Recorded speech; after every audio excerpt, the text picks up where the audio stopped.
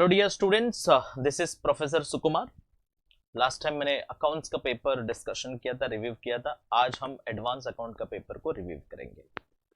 बहुत साल का बाद या बहुत अटेम्प्ट का बाद एडवांस अकाउंट का पेपर इस बार बहुत सिंपल पूछा था। Are you clear?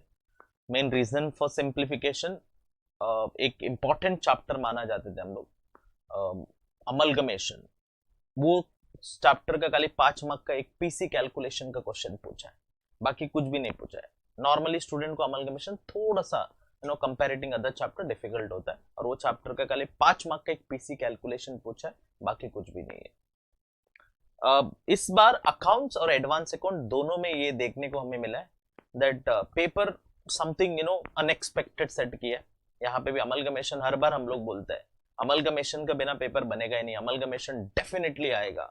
15 या 20 मार्क का वेटेज होता है, और इस बार वो क्वेश्चन पूछा नहीं है, बल्कि इंटरनल रिकंस्ट्रक्शन जो है उसका एक अच्छा फुल फ्लेज क्वेश्चन पूछा है। Last time internal reconstruction was ignored, और इस time internal reconstruction was taken into consider. तो इसके लिए पेपर थोड़ा सा simple, what we can say unexpected आया था amalgamation, but paper was very easy. थोड़ा अगर आप अच्छा से पढ़ा होगा तो easily you can score exemption तो आराम से आ सकता है एडवांस अकाउंट में। नॉर्मली ये पेपर स्टूडेंट को कंपेयरिंग टू अकाउंट्स डिफिकल्ट होता है, बट इस बार अकाउंट से भी ये पेपर इजी था एज कंपेयरिंग टू। तो after so many attempt the advance account paper of this year and this attempt was very easy. Are you clear? Without wasting time, let's discuss the paper one by one. As I told you, accounting standard मेरा हमेशा एक favourite रहा है। मैं हमेशा student को बोलता हूँ भाई अकाउंटिंग स्टैंडर्ड पढ़ो पढ़ो पढ़ो, जितना हो सकते उतना पढ़ो। अकाउंटिंग स्टैंडर्ड तक जाना चाहिए, उतना आप पढ़ेंगे अकाउंटिंग स्टैंडर्ड को, ये मैं हमेशा क्लास में बोलते रहता हूँ। इस बार भी एडवांस अकाउंट में अकाउंटिंग स्टैंडर्ड का वेटेज was 30 मार्क्स। आपने पता होगा अकाउंट्स का पेपर में हमने डिस्कस किया था 25 मार्क्स का पूछा था अकाउंटिंग स्टैंडर्ड, और यहाँ पे 30 मार्क्स का अकाउंटिंग स्टैंडर्ड पूछा है। मतलब अगर आपने अकाउंटिंग स्टैंडर्ड पूरा अच्छा से पढ़ा होगा with all practicals and everything, and you would have been scored easily 30 out of 30 in this. Simple sum था। आप अगर मॉड्यूल पढ़ा होगा, आप प्रीवियस ईयर्स पेपर देखा होगा, आरटीपी एमटीपी पढ़ा होगा, तो अल्टीमेटली ये क्वेश्चंस जो पिक किया वहां से ही पिक किया। Are you clear? So this is one of the very important. मैं हमेशा स्टूडेंट को बोलता हूँ भाई अकाउंटिंग स्टैंडर्ड कितना हो सके उतना जान लगा दो उस पे, उतना जितना हो सके उतना डिटेल में उसको पढ़ो, क्योंकि accounting standard plays very very important role. Are you clear? Now let's start with question number 1। Question number 1 जो पूछा है बच्चों, as we know that question number 1 हमेशा पूछा जाता है, that 20 मार्क्स कंपलसरी क्वेश्चन। और ये जो क्वेश्चन है, आर यू क्लियर, तो ये क्वेश्चन बेसिकली अकाउंटिंग स्टैंडर्ड का ही होता है।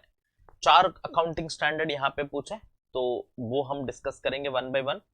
पहला जो क्वेश्चन हमें डिस्कस किया दिया बच्चों 5 मार्क के लिए, इसका अंदर 5 सब क्वेश्चन है, but this is basically accounting standard 5 का रिलेटेड है। Are you clear? Change in accounting policy और नॉट, यहाँ पे अगर आप देखेंगे तो AS5 का एक क्वेश्चन आपको पूछा गया था 5 मार्क के लिए। उसमें 5 सब क्वेश्चन है, अलग अलग ट्रांजैक्शंस आपको दिए, और उन्होंने कुछ क्वेश्चंस रिलेटेड पूछा, whether it is a change in accounting policy और whether it is a change in accounting estimation, वो आपको बताना था। सिंपल क्वेश्चन, ऐसा बहुत सारी क्वेश्चंस आपको मॉड्यूल में मिलेगा।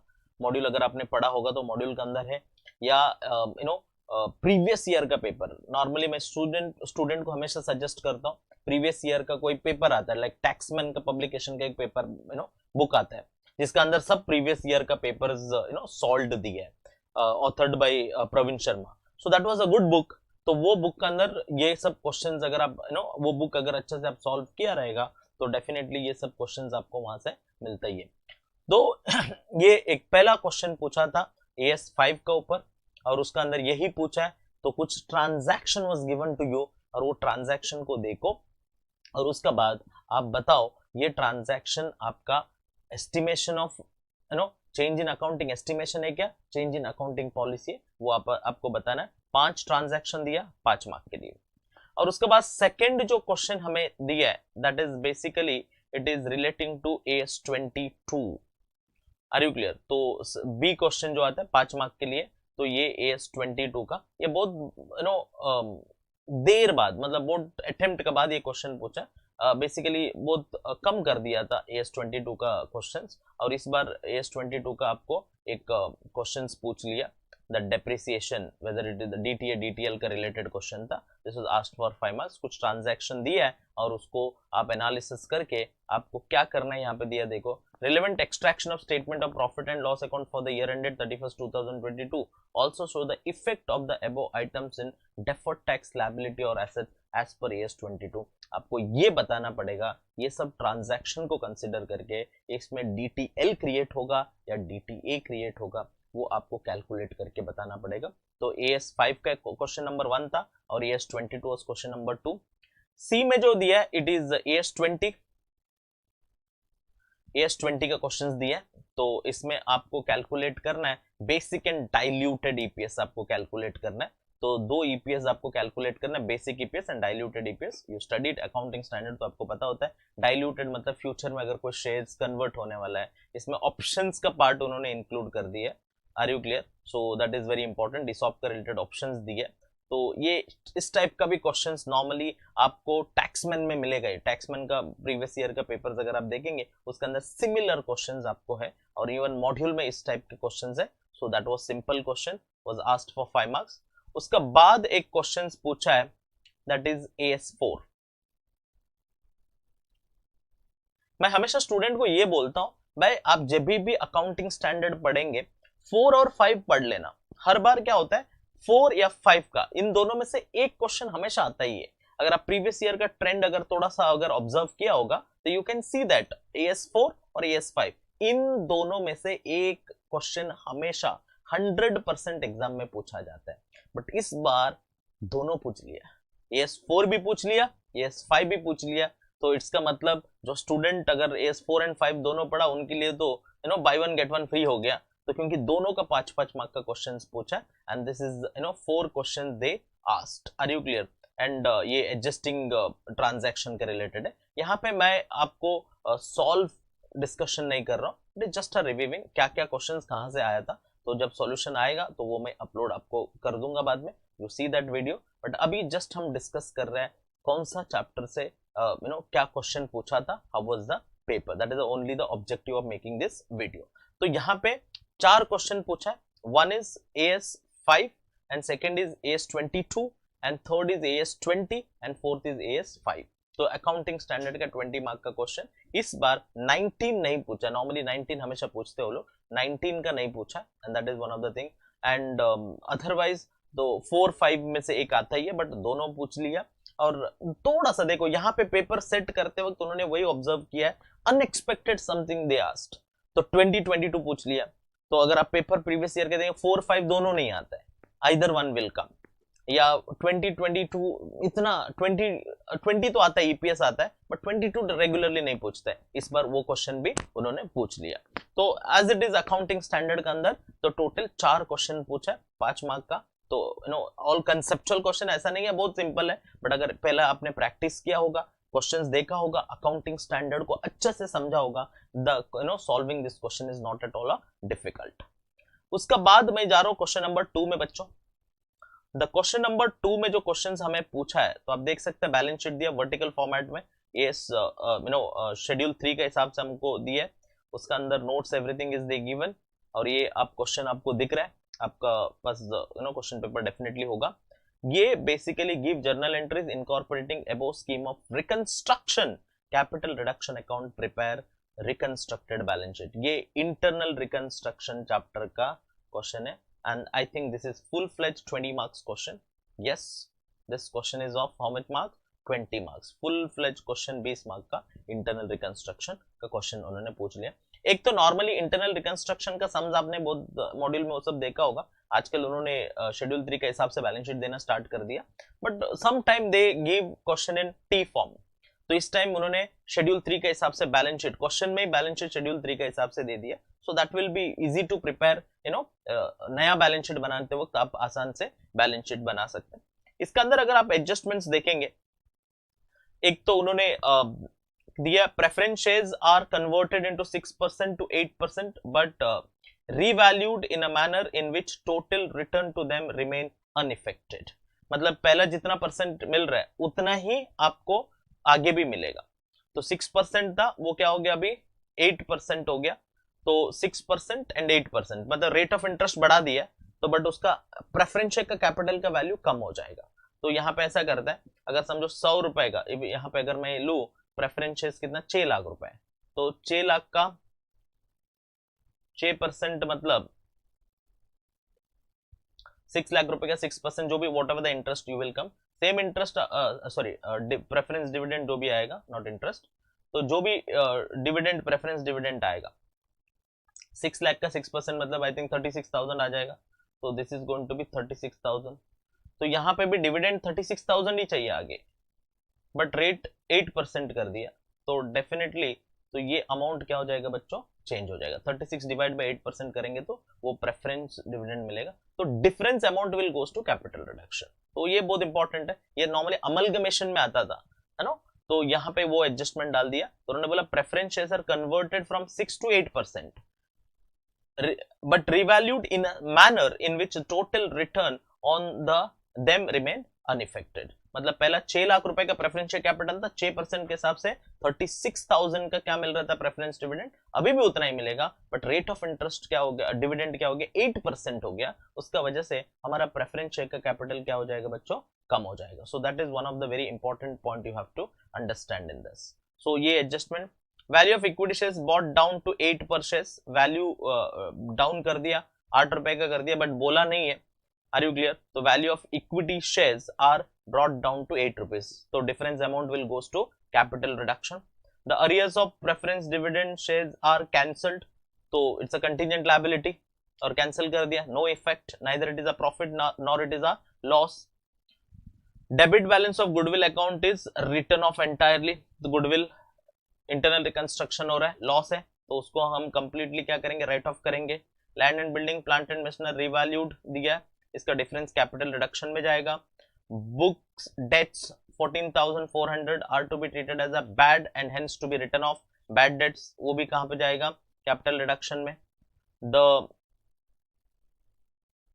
आगे क्या दिया है, the company expected to earn a profit of ₹90,000 per annum from the current year which would be utilized entirely for reducing the debit balance of profit and loss account for 3 years। the remaining balance of said account would be written off at the time of capital reduction process.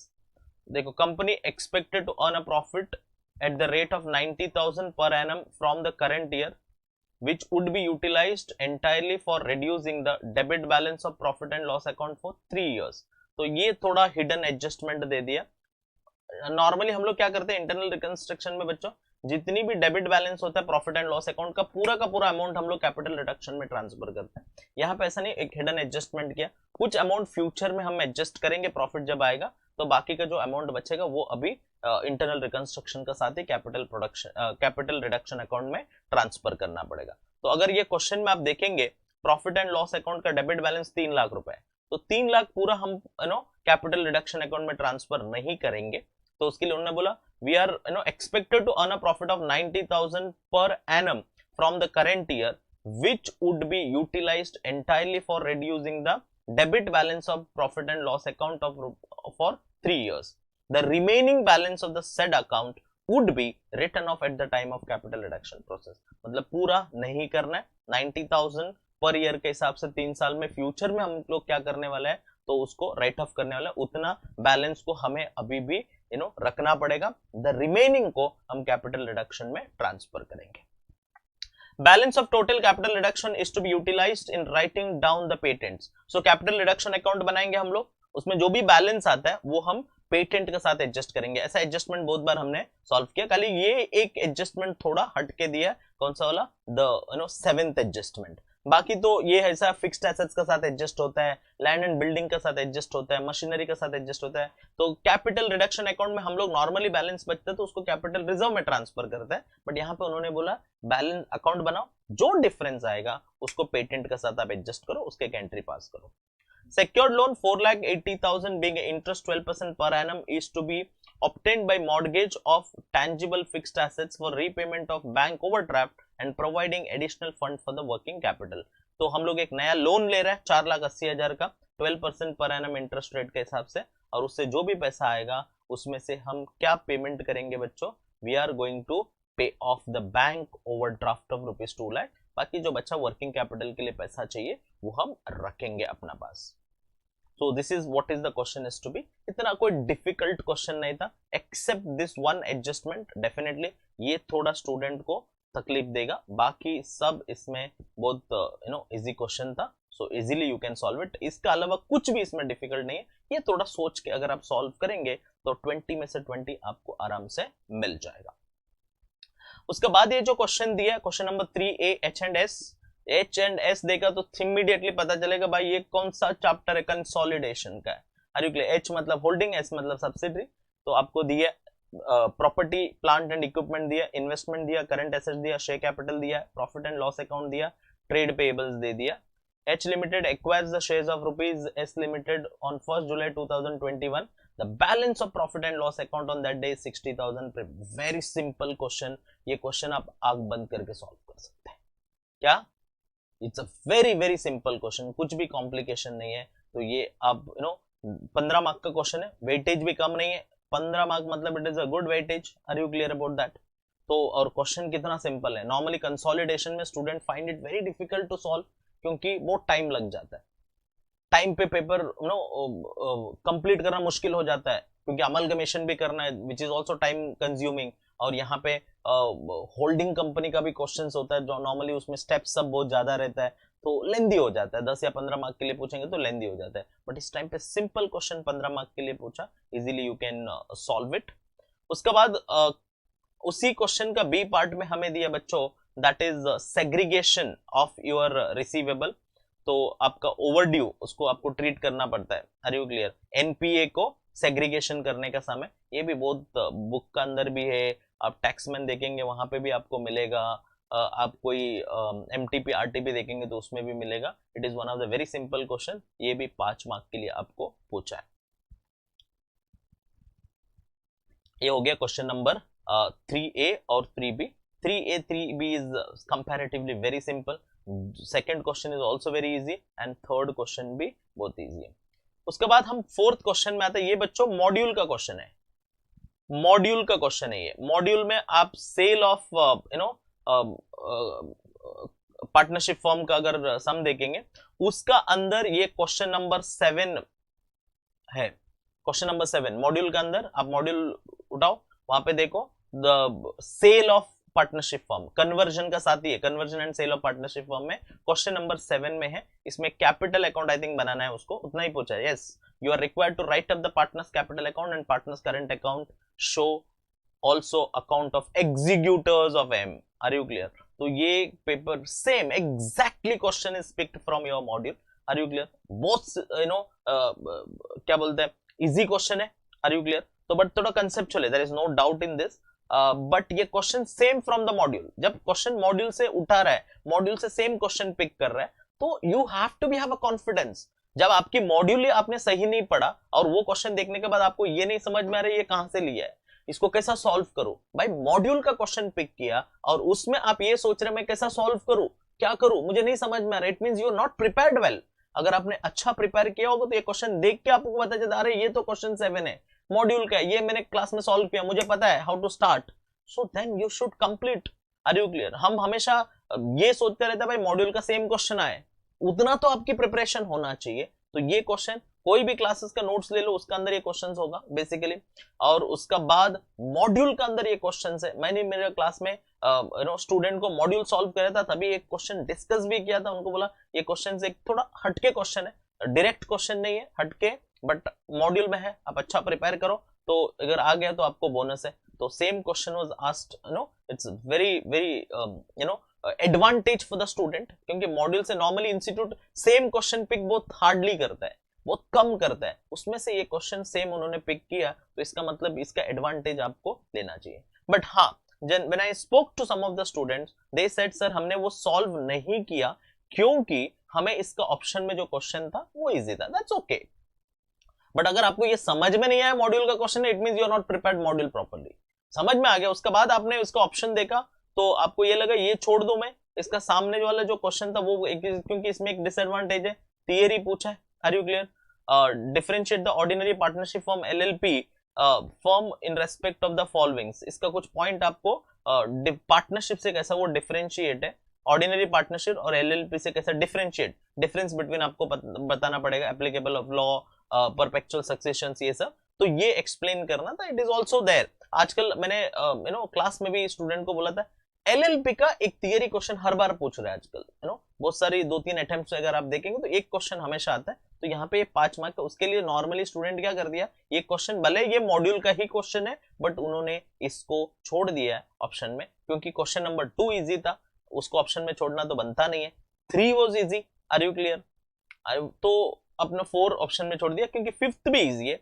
5th में जो question पूछा था, following information of bank limited for the year ended दिया, तो इसमें सब कुछ दिया आपको प्रिपेयर क्या करना है, that is just you have to prepare, you are required to prepare profit and loss account. Are you clear? So that is one of the important. और इसमें उन्होंने कंबाइंड कर दिया, एक प्रॉफिट एंड लॉस अकाउंट बनाओ और साथ साथ में आपको ये एनपीए भी दिया है, इसके ऊपर आपको प्रोविजंस परसेंटेज अप्लाई करके प्रोविजन कैलकुलेट करो, और वो प्रोविजंस का इफेक्ट पीएनसी में, प्रोविजंस एंड कंटीजेंसी करके एक पॉइंट आता है प्रॉफिट एंड लॉस अकाउंट में, उसमें आपको देके profit and loss account complete करना है।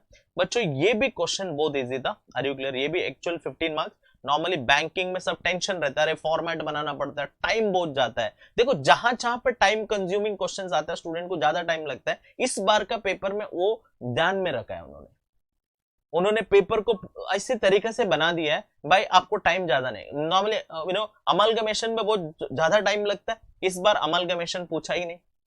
कंसोलिडेशन में टाइम ज्यादा लगता है, बट कंसोलिडेशन का पेपर उस तरीके से सेट किया है तो आपको वो टाइम फैक्टर को उन्होंने वहां से हटा दिया, ज्यादा आपको टेंशन लेने की जरूरत नहीं है। और तीसरा, बैंकिंग कंपनी का क्वेश्चन आता है तो हमें टेंशन आ जाता है, क्योंकि उसमें भी format, schedules, everything you have to prepare, it takes much time. और इस बार ये जो क्वेश्चन पूछा है इसमें ज्यादा टाइम नहीं लगेगा, आपको शेड्यूल भी बनाना है। इसमें कितना शेड्यूल बनाना है? 4 ही शेड्यूल बनाना है, and everything given directly. Are you clear about that? तो इसमें उन्होंने एक प्रॉफिट एंड लॉस अकाउंट बनाना है, वो पॉइंट को कंसिडर कर दिया इसमें। दूसरा, प्रोविजंस फॉर एनपीए का पॉइंट भी इसके अंदर डाल दिया। और तीसरा, interest, rule for interest, interest को कैसे रिकॉर्ड करते हैं। Interest earned on term loan classified as NPA, interest received हमको पता है, द अर्न्ड इंपॉर्टेंट नहीं है, तो हमें रिकॉर्ड क्या करना है? रिसीव्ड करना है। ये पॉइंट हमने क्लास में जब स्टूडेंट को डिस्कस करते हुए मैंने बताया था, that is how to record the interest. अगर परफॉर्मिंग है तो अर्न्ड के हिसाब से होता है, नॉन परफॉर्मिंग है तो रिसीव्ड के हिसाब से होता है। तो ये पॉइंट भी उसके अंदर इन्होंने कंसिडर किया है।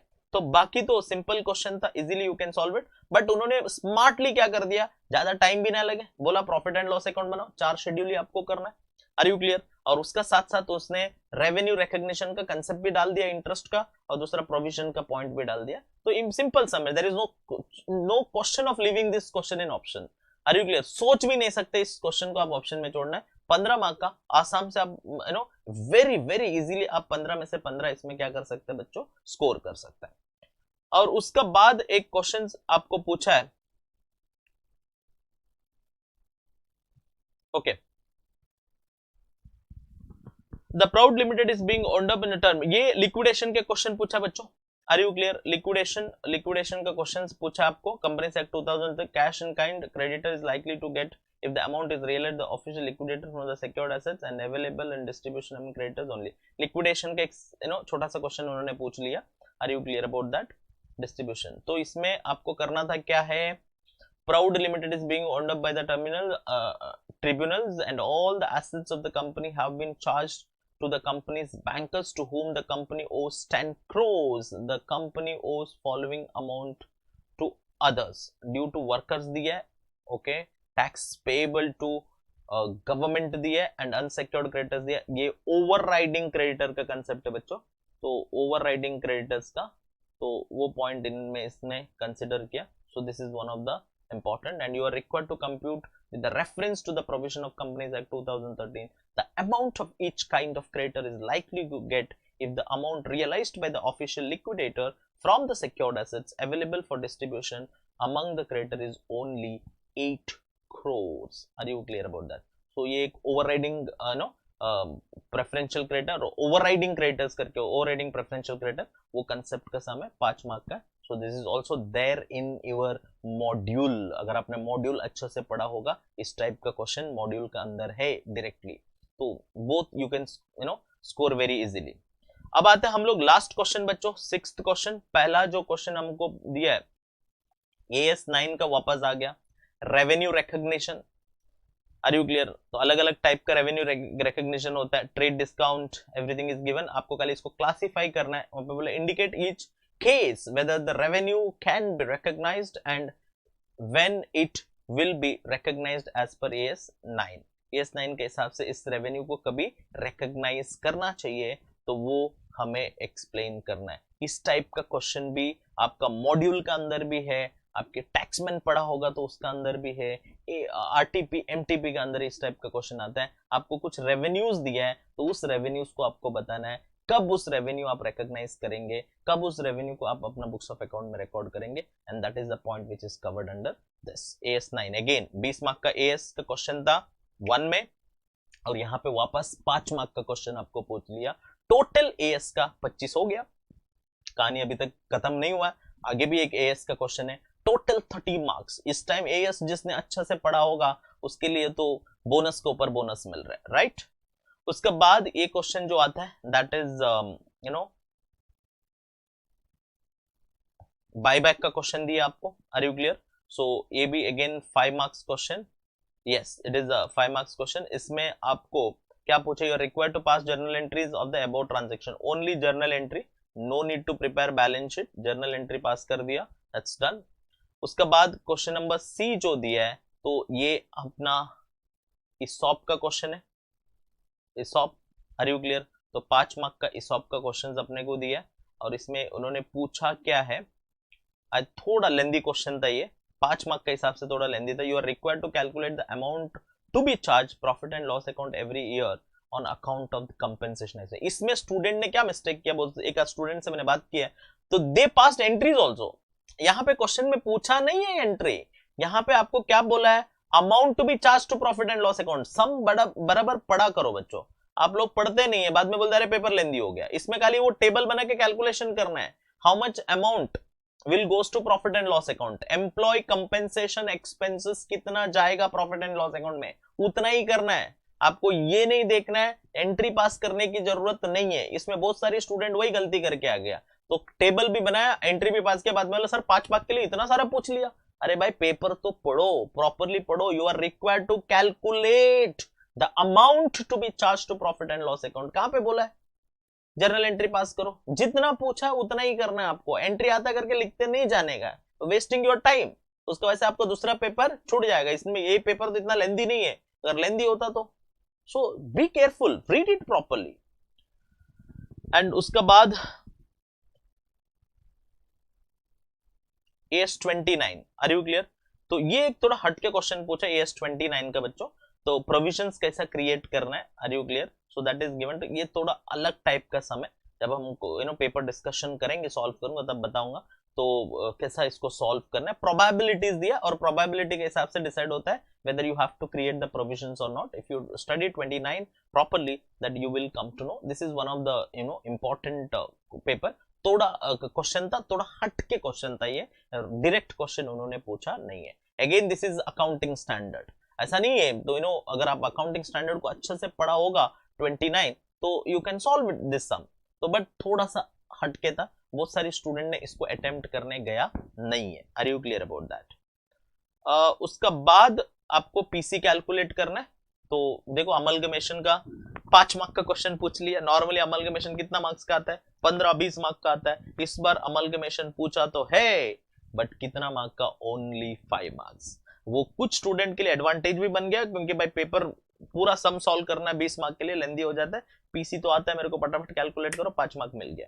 बट कुछ स्टूडेंट के लिए ये बात डिसएडवांटेजेस बन गया बच्चों, क्योंकि अमलगमेशन बहुत जोर से पढ़ लिया, इंटरनल ज्यादा नहीं पढ़ा, तो वो student find it's very difficult. Are you clear about that? So this was the paper. तो इसमें सबसे आउटटेक, अगर आप इससे क्या आप पॉइंट को नोट करेंगे, पॉइंट नंबर 1 बच्चों, कुछ भी हो जाओ, कुछ भी होए, कितना भी टाइम बचे, स्टैंडर्ड को टाइम दो। जब क्लास में स्टैंडर्ड होता है ध्यान दो। ऐसा नहीं है थियरी है यार कंठा ला रहा है तो ध्यान नहीं दे रहा है, ऐसा नहीं चलेगा। स्टैंडर्ड में सबसे ज्यादा ध्यान दो, उसकी इंपॉर्टेंस पेपर में हर अटेम्प्ट के बाद बढ़ते जा रहा है। स्टैंडर्ड को ध्यान दो। आप जब फाइनल में जाएंगे यही स्टैंडर्ड इंडियस बनेगा with all the changes and upgrade. अगर स्टैंडर्ड को यहाँ पे ध्यान देंगे तो एफआर पढ़ेंगे फाइनल में, तब आपका इंडियस का इंपॉर्टेंस क्या होगा, बढ़ जाएगा, आपको एफआर का पेपर आसान लगेगा। बट अगर आप यहाँ पे अकाउंटिंग स्टैंडर्ड को इग्नोर किया, एक तो हर बार 50 40 50 55 मार्क्स का पूछ रहे अकाउंटिंग स्टैंडर्ड, उसको अगर आप इग्नोर करेंगे then clearing your inter will become very difficult. और साथ साथ में जब फाइनल में जाएंगे आप एफआर पढ़ेंगे, आपको तब ऐसा लगेगा अरे भाई इंडियस बहुत डिफिकल्ट हो रहा है। और वहां पे इंडियस को आपको पढ़ना ही पड़ेगा क्योंकि आपका 100 मार्क का पेपर में 40-50 मार्क इंडियस कवर करता है। तो दो रीजन के लिए अकाउंटिंग स्टैंडर्ड को जोर लगाना पड़ेगा। एक, वेटेज अकाउंटिंग स्टैंडर्ड का अटेम्प्ट आफ्टर अटेम्प्ट बढ़ते जा रहा है, आपको अभी इंटर में वो कल्टीवेट कर रहा है भाई स्टैंडर्ड क्या होता है और उसका पेपर कैसा बनता है। और वही दूसरा एडवांटेज, आपको अभी इंडियस पढ़ेंगे, आप उसको ध्यान रखेंगे, आपको फाइनल में हेल्प करेगा। सो अकाउंटिंग स्टैंडर्ड को you have to study properly. और दूसरा, कोई चीज ऑप्शन में नहीं छोड़ना है, कोई प्लानिंग नहीं करना है। आप जितनी प्लानिंग करेंगे उससे स्ट्रॉन्ग प्लानिंग इंस्टीट्यूट करता है। आपने ये सोचा 2 बार नहीं पूछा, ये नहीं पूछेंगे, इस बार आएगा। आपने ये सोचा यार लास्ट टाइम अलग आया था तो ये टाइम भी नहीं आएगा। ये कोई प्लानिंग नहीं है, इन आउट नहीं करना है। अरे ये नहीं करता हूँ, ये चैप्टर आया नहीं है इसको नहीं छोड़ देता हूँ, ये चैप्टर कम मार्क के लिए आता है इसको छोड़ देता हूँ, नहीं कर सकता है। तो पेपर उस तरीके से बनाया गया है। तो अगर आप पेपर को देखेंगे, एक outcome that is accounting standard has to be studied properly, उसको ध्यान देना पड़ेगा। दूसरा, हर चैप्टर को सेम वेटेज में सेम इंपॉर्टेंस में आपको पढ़ना पड़ेगा। अगर आप मुझे पूछेंगे सर एडवांस अकाउंट में पहला क्या पढ़ना है, किस पे मेरे को सबसे ज्यादा कॉन्फिडेंस है, अकाउंटिंग स्टैंडर्ड, बाद में सब chapters. Are you clear about that? That is very important. Paper was very easy after so many attempt, इतना अच्छा पेपर एडवांस अकाउंट का आ गया। इसमें एग्जामिशन स्कोर करना मेरे हिसाब से बहुत आसान है। और hope that all you people are scored examination advance accounting. See you soon. Thank you so much बच्चों।